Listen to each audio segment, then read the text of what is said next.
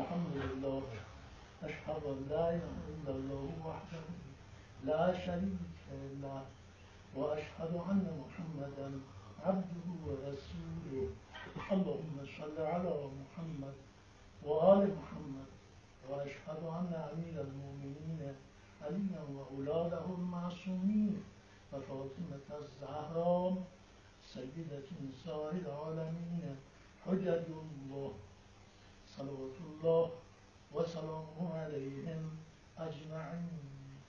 السلام عليك أيها النبي ورحمة الله وبركاته.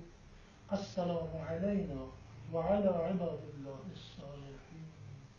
السلام عليكم ورحمة الله وبركاته. الله